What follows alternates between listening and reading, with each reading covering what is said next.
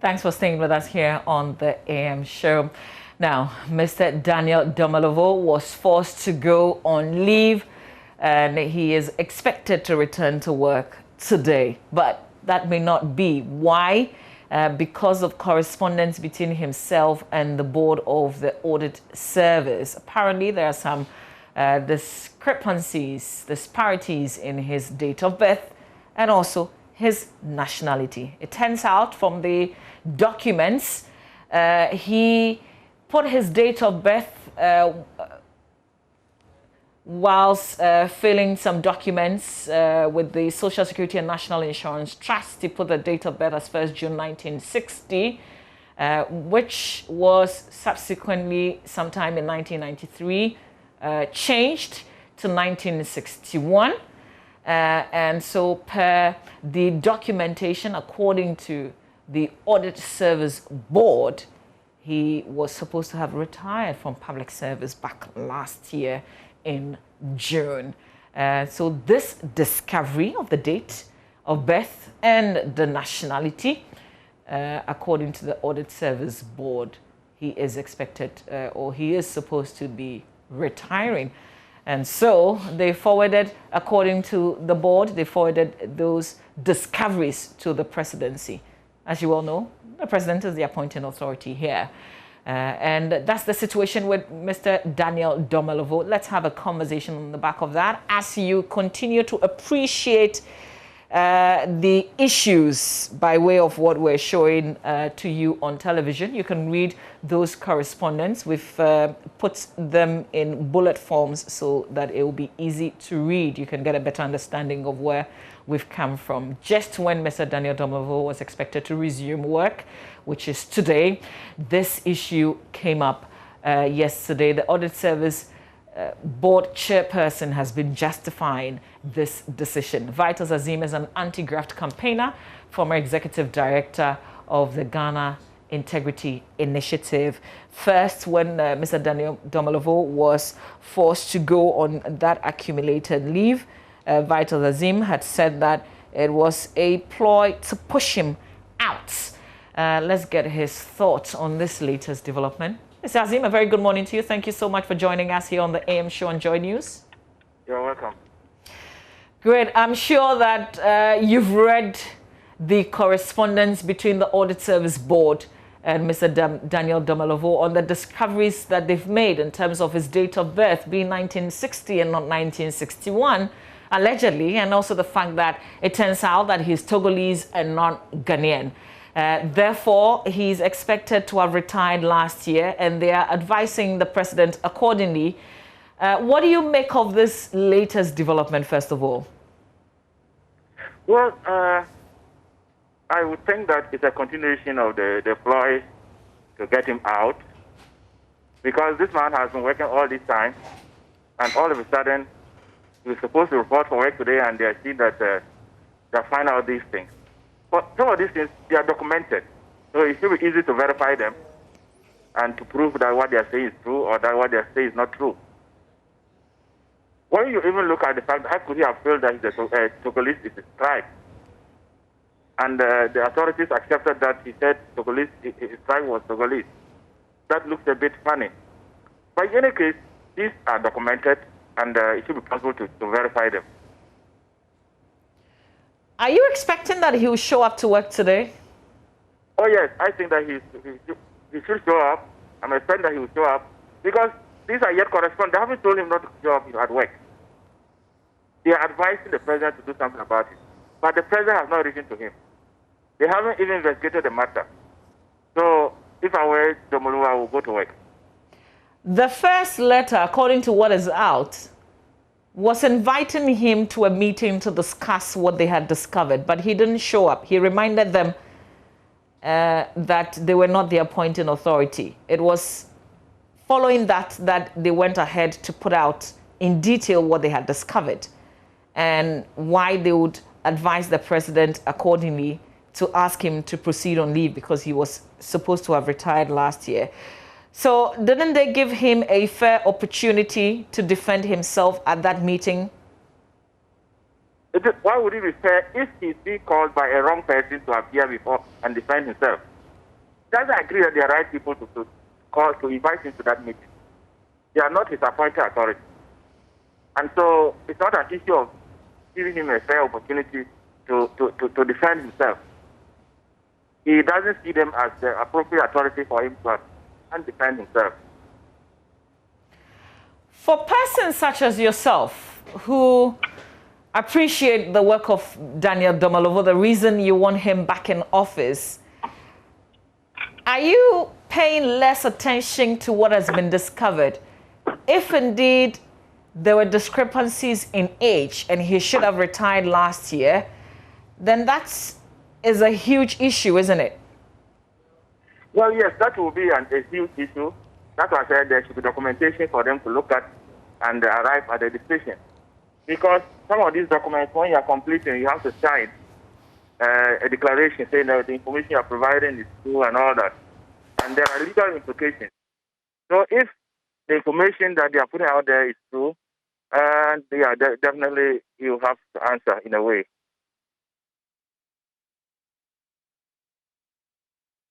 You know, where are we? It sounds as though the audit service, because I'd said earlier that this discovery didn't come from SNITS. This is being shared by the audit service. Is that an issue? The fact that it's the audit service that's bringing this to bear, is that a big problem? I don't think that's a big problem. If you decide, if you have an axe to grind, you look for sources of information. And so if they find that information and the audit service is willing to corroborate that information, I don't think that should be an issue. You just have to find out whether the issues are fact or not fact. But if it turns out that this is indeed true, then who has failed? Does it mean we didn't do due diligence? That's a bit difficult for me to say, because when you are being employed, they ask you for your birthday, you fill a form showing your birthday and all that. And until an issue comes out, people actually do not go back to those documents to find out whether that information you put there was true or not. And so I wouldn't say that the audit service has failed. It is something that information you have provided, and you have a responsibility to ensure that the information is true. So if there's a problem, both sides will probably have to explain. Well, if we're going with the 1961 date that Mr. Daniel Domolovo stands by strongly, he's supposed to retire in 3 months.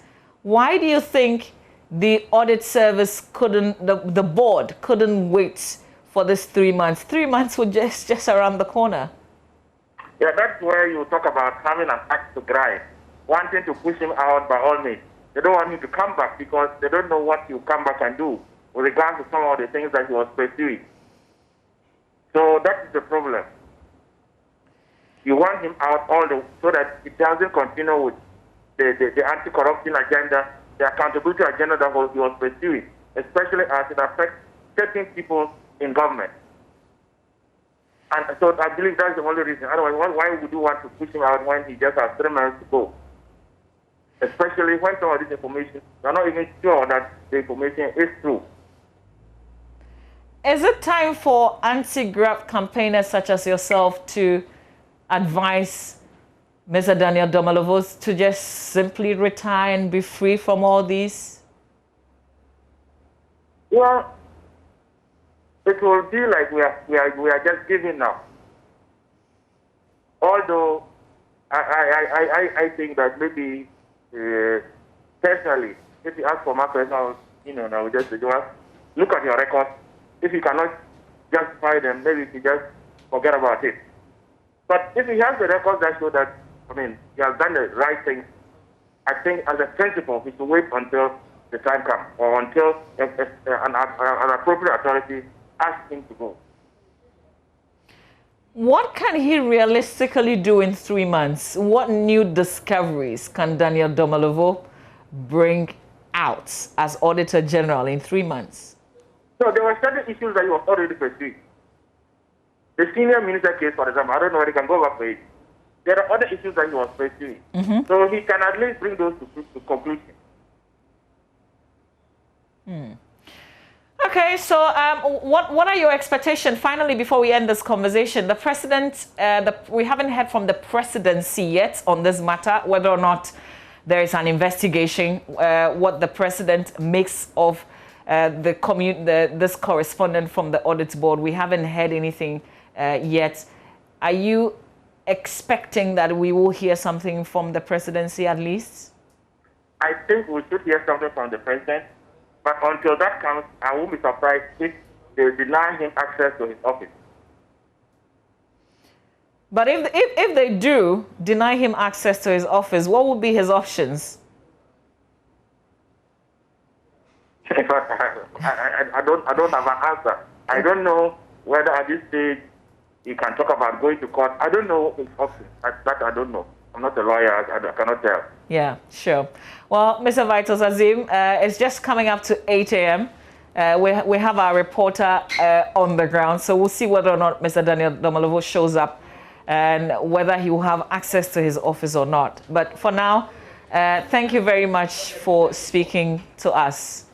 You're welcome. Okay. Vitus Azim is an anti-graft campaigner and former executive director of the Ghana Integrity Initiative. We've just been talking about the matter of Daniel Domolovo, the Auditor General, who, according to the Audit Service board, was expected to have retired last year because, according to some discoveries that they've made with his SNIT documentations, his date of birth as given before was 1960 and not 1961. It's on the back of that and the fact that they also discovered that he is apparently Togolese and not Ghanaian.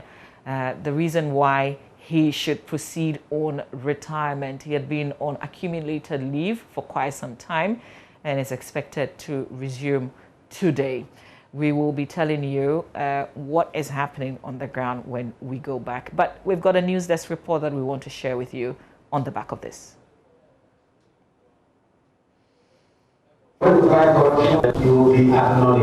Daniel Yao Domolovo with his infamous quote during an interview following his decision to surcharge former senior minister Yao Osafo-Maafo for allegedly breaching the Public Procurement Act that resulted in their payment of $1 million to a private UK firm, Kroll and Associates. Mr. Osafo-Maafo then sued the Auditor General and 4 other officials of the Finance Ministry to clear their names.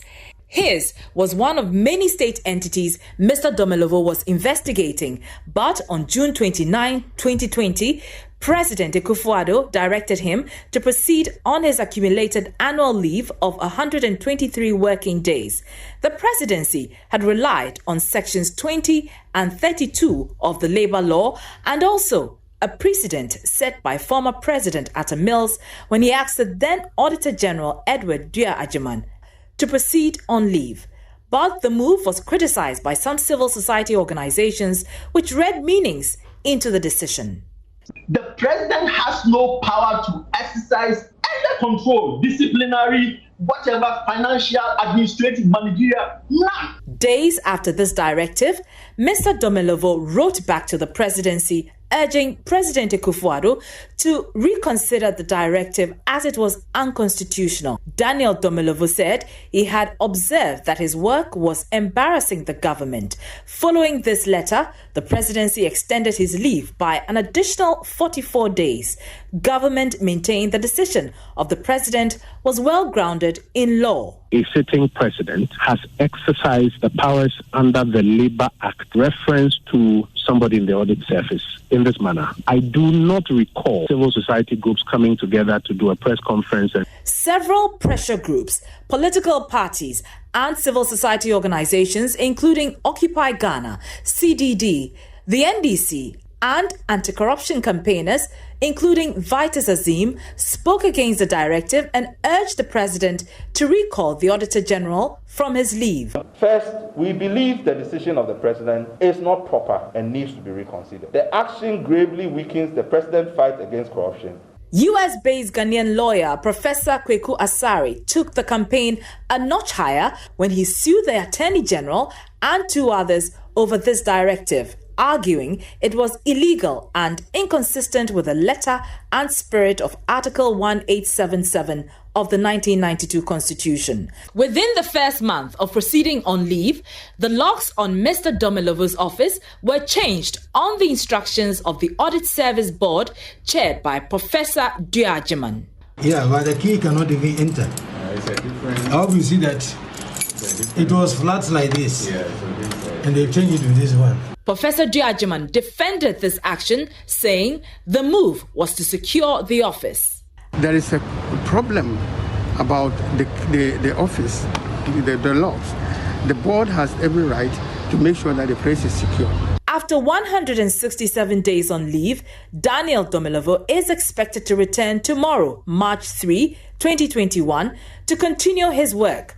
What remains to be seen is what will become of the legal action taken in his defense following the president's directive.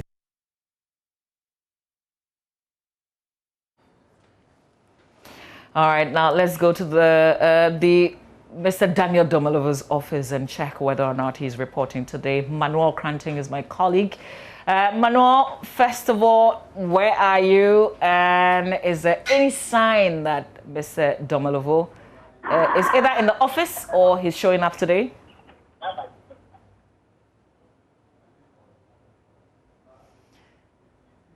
Hello, Manuel.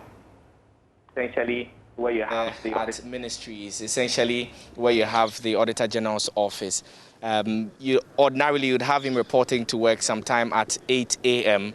Well, it's just a few minutes to that time, and I've just checked from the reception at the audit, in fact, in that particular office, and I've been told that he's not arrived. I've checked the car park also and spoken to the security man who directed me to where he usually parks. His vehicle is also not there. And so as of this point, I can confirm to you that at the Auditor General's department, where Daniel Domilovo, if indeed he is to report to work, is expected to be, he's currently not here. Today, I did listen to Kojo Asante of the CDD, who had said that he was going to meet him up at work and give him a box of chocolate.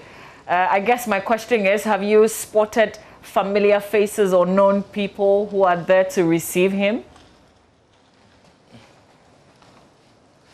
Well, one thing is certain. I see a number of media personnel around here who are also trying to sniff around for the presence of Mr. Domilovo. As for other people, for instance, the Kojo Asante that you just referred to, I have not seen him just yet. I've seen the administrator at the service just walk into the office. I tried to get a word, but he declined. Essentially, what we're having is normal work activities going on as it has been in the past 165 days and over in the absence of Mr. Domilovo. And so, barring any last-minute changes, giving the directive from the board of the service, perhaps we're not going to see Mr. Domilovo. But I mean, it's early days yet, and his reporting time is even not yet up. So we're expecting to get details on whether or not he will arrive here, Mama V. All right, Manuel, we will let you be for now. Just keep hanging around and let us know if there's any new development on Daniel Domilovo. So we've got Manuel Cranting, who is standing by at the Audit Service, and he will be reporting to us on whether or not Mr. Daniel Domilovo shows up to work this morning. That's the first leg of our conversation on AM Talk on the Auditor General.